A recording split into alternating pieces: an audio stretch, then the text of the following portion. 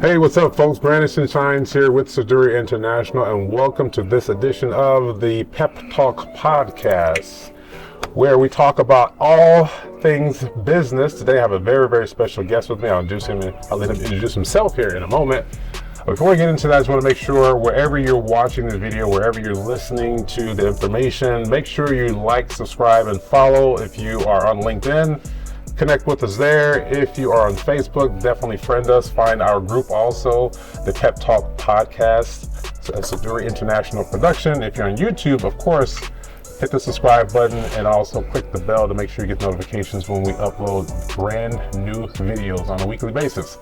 All right, folks, today I have a very special guest with me, and we are going to be talking about something that is very, very important for our lives, something that we cannot avoid. So I have a gentleman here. We're going to be talking about insurance. So without further delay, I'm going to introduce you to, I'll let him introduce himself. I have Mr. Roy Quinones. Roy Quinones with... I'm the owner and founder of TEC Insurance Agency. And TEC Insurance Agency, tell us a little bit more about TEC Insurance Agency. Yeah, absolutely. TEC Insurance Agency was birthed from actually me dipping my toes in the insurance world with a carrier that's well known, at least in the United States, very well known. But anyway, I branched off from them because there were certain things that I just wanted to implement my own style. Sure. And I opened up a small agency a few years ago called TEC Insurance Agency, which derived from a promise that I made to my wife. That's how the name came up. Okay. It has nothing to do with tech, okay. But it did derive from a promise that I kept, and being a type of person that I love to do what I say and say what I do. All right. And I kept my promise to my wife. I named my agency directly after her, TEC Insurance Agency. I like that, TEC Insurance Agency. Yeah. So what inspired you to get in insurance? That may not be the most fun topic for everyone. It's absolutely not sexy at all. Not sexy at all. All right. But believe it or not, when I was younger, in my late 20s, I had suffered a myocarditis attack. Okay. In the form of a mild heart attack. At that time, I did have health insurance, worked with a great company that kind of helped me go through the whole process of insurance. Okay. Right. But I didn't know anything about it, right? Okay. So, young guy, really don't have any plans about going into a critical, catastrophic type of event, but it happened. A few years after that, I did suffer another accident where I had a back injury. Oh no. Now that one kept me out of work, and now I'm thinking, okay, I need to understand what's going on in the insurance world, because at that point I didn't have the insurance. Okay. So that's what kind of led me to go into that field, right? Unfortunately I suffered something. I had no educational knowledge of it. Mm-hmm. But it drove me into that space. So outside of the actual ailments, there was just a spark inside you just said, let me find out a little bit more and get into the actual whole entire industry. Yeah, exactly. Really? It really did, yeah. Okay, not bad at all. No. So yeah, folks, this is something that we all can't avoid, something that we have to deal with in our lives. So with that being said, Roy, if we had to talk about how you differentiate yourself from other agencies. Yeah. Give us a little idea on that. So the model for my agency itself is honesty, integrity, and transparency.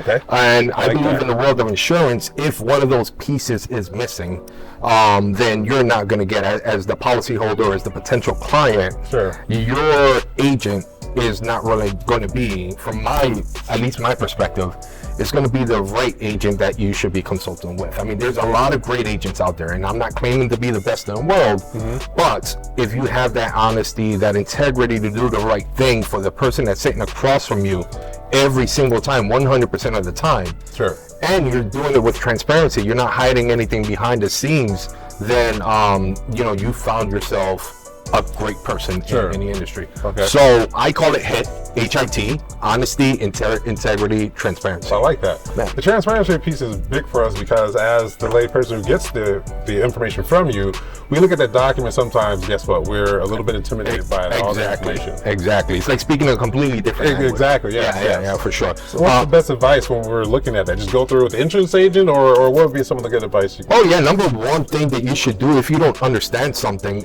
don't do your own the homework by yourself. Sure. It's kind of like if you have an ailment, don't go to WebMD and say, hey, look, all of a sudden I have this because I did a little study on it. Sure. I would say consult with a professional that's been in the field, that's reputable, obviously.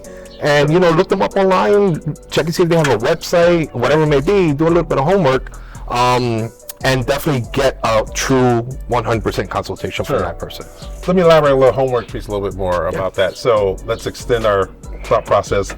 Right now, fraud is a big thing that's in our environment right now. Unfortunately. Should we be concerned about the insurance fraud that can come about from the type of insurance that you do as well, besides the other scams or things that are out there, or is it not that bad? As an individual, I don't think so. Okay.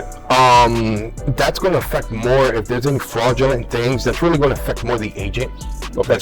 That's malicious intent. Exactly doing, okay. Yeah. So as agents, we have to take ethical courses. Sure. Right. So we have to make sure that when we report it to the insurance agency, like Arizona Department of Insurance, we have to take continuation courses. We have to take an ethics courses with the carrier, so that when you're talking to an agent, you're talking to a true professional. Okay. Right. Gotcha. But as a policyholder, I mean, there are some unfortunate incidents where it's not due to, I think, true misguidance. I think it just may be that they sat with an agent that's a little bit too green. Okay. Right? Okay. So the agent may not have said or placed everything.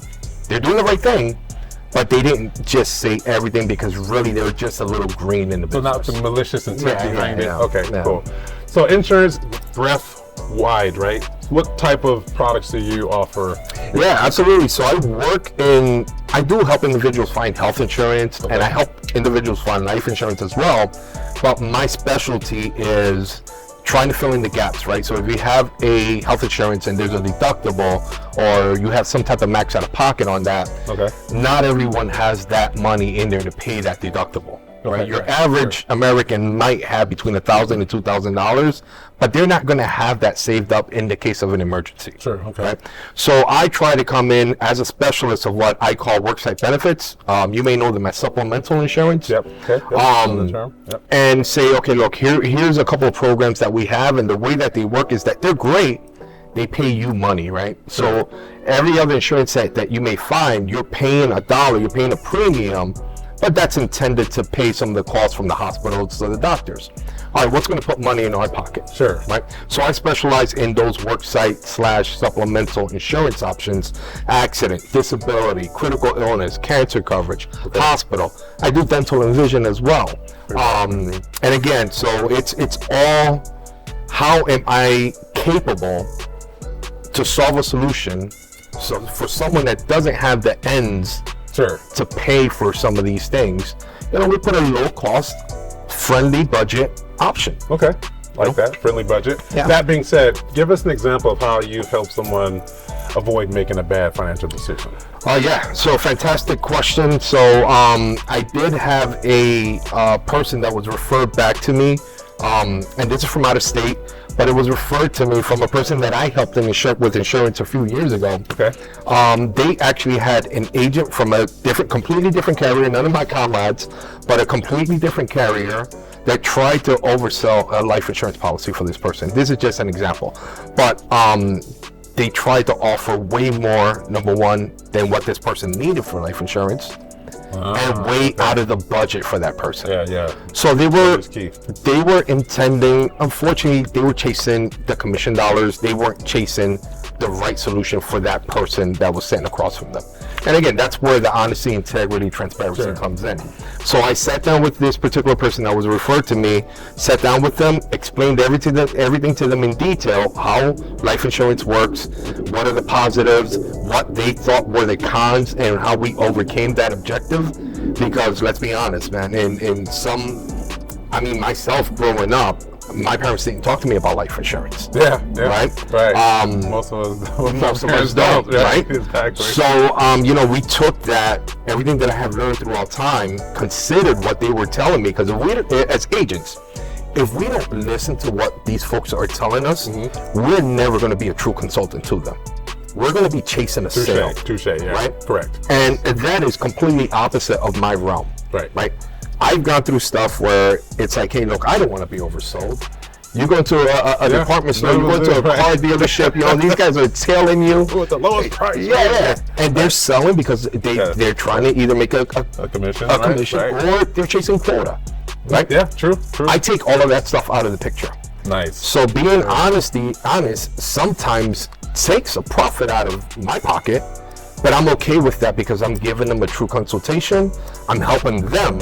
Sure. And now I can lay my head down at night and say, hey, I did the right thing. And that's the true win-win right there. Oh, for sure. Yeah, absolutely. Hey, it's a long-term relationship. It's a long-term relationship, yeah. For sure. Definitely makes us feel a lot better when we can actually help someone, and we do it with the honesty, integrity, and transparency, as you were talking about. And that just warms our heart. Oh, for sure, for sure. I mean, if you can do that and lay your head down at night and say, hey, look, I did the best that I can do, what else can you? Sure. Now, you're obviously very eloquent in the English language, but you also, based on I would assume that you also can help other. Yeah, absolutely. Hablo español, just in case for those that are listening that are bilingual.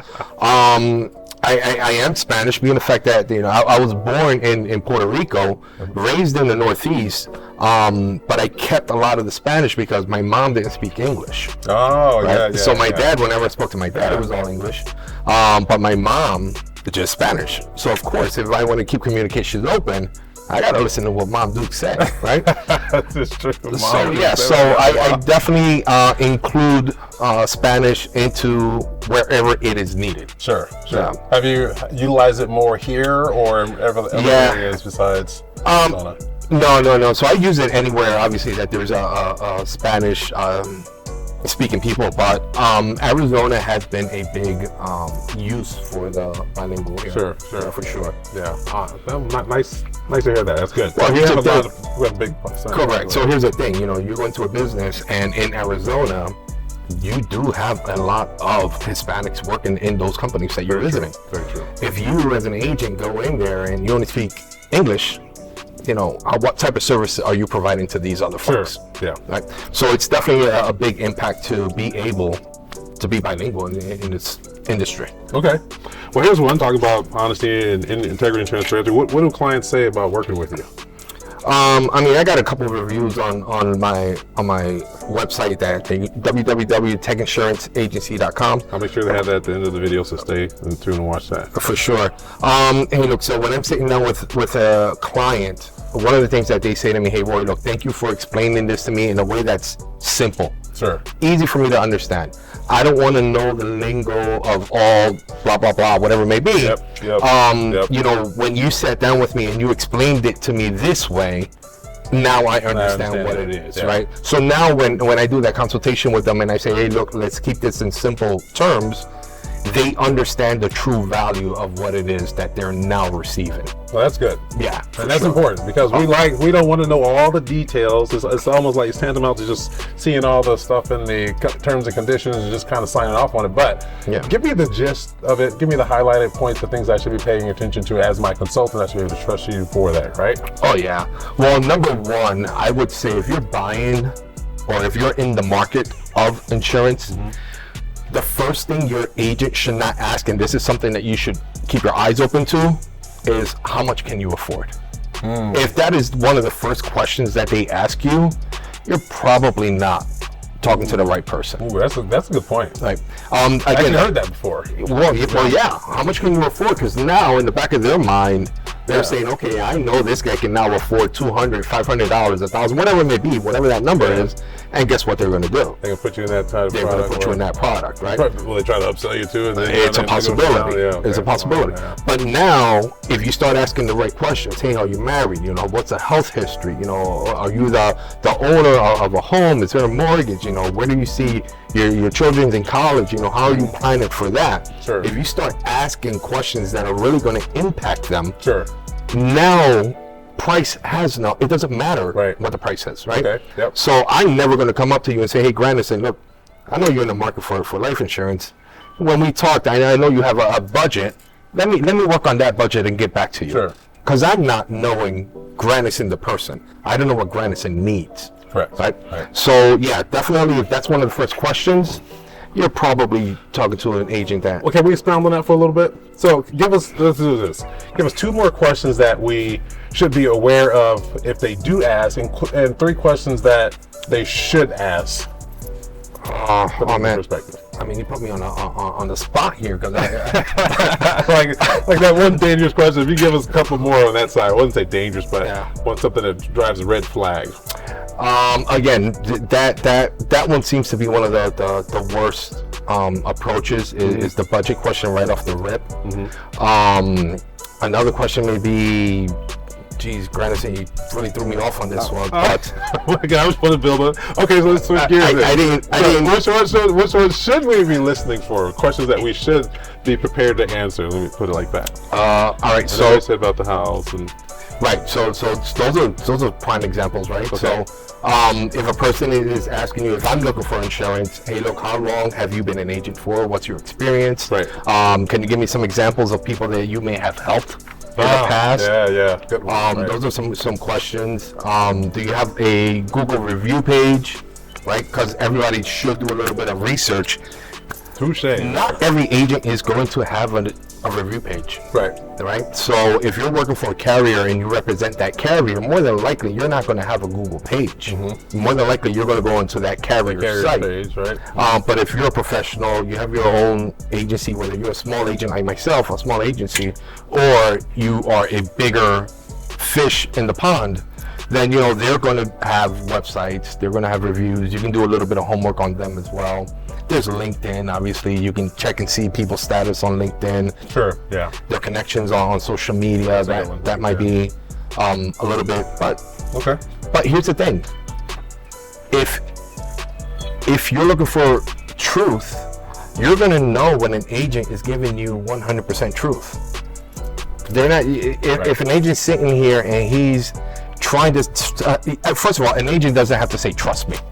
Okay, that's number 2 right there, right? Well, trust me here. An agent doesn't have to say trust me. I like that. Because once you show the proposition, the value of what it is that you're offering in the insurance world, they're going to understand, the policyholder, the client, they're going to understand, all right, this guy has my back. Right. This guy's really here. One thing that I love to do for clients is I actually give them my direct personal cell phone number. Okay. I have an office number, but I give them my direct personal cell phone number. And I tell them, hey, look, I don't care if it's Saturday afternoon, Saturday 5 o'clock, Sunday, if you need me, give me a shout. All right, give me a call. I want to be able to help people for the long term. I don't want to sell anything That's important. Because as we have that customer intimate type business, getting a hold of the person who we are building a relationship with and trust is really, really important. Well, here's the other thing, right? Whether somebody buys a policy and it's only a few dollars a month or a few $100s a month, that policy is still putting a few bucks in your pocket. So you have a responsibility to that person. Right. I like that. So if that person's putting a little bit of bread and butter on your table, hey man, take care of them. Take care of them. There you go. That's right.